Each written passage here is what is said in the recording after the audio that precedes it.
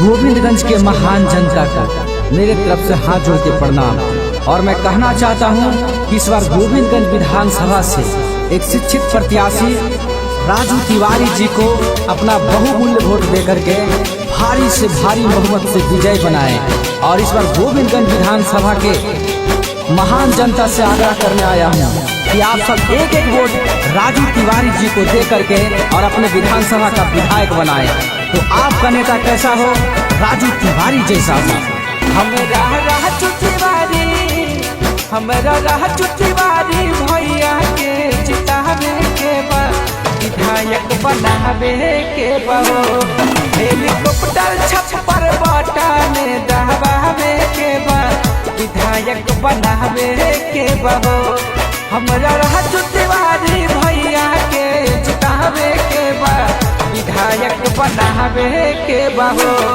गोविंदगंज विधानसभा से इनके जितावे के बा, विधायक बनावे के बा। गोविंदगंज विधानसभा से जितावे के बा, विधायक बनावे के बा।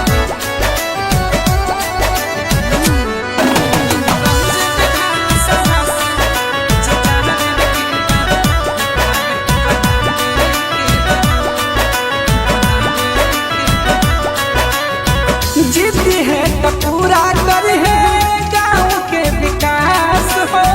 सुना चाचा चाची पढ़ाई पे विश्वास हो। सुना चाचा चाची पढ़ाई पे विश्वास हो। गरीब दलित के हरदम रहेला न साथ हो।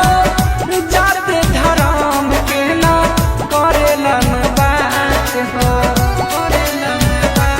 अब की झांसा में ना केहू के आवे के बा, विधायक बनावे के बा। अपना राजू तिवारी भैया के जितावे के बा, विधायक बनावे के बा। तिवारी भैया के जितावे के बा, बनावे के बा।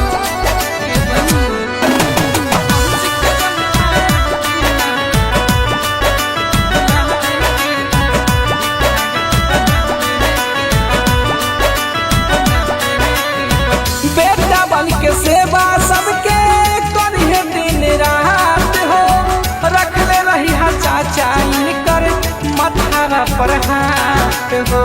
रखले रही हा चाचा इनकर मथारा पर हाथ हो। भैया चिराग जी के मिलल आशीर्वाद हो। सुना चाचा चाची करिहा इनके जिंदाबाद हो।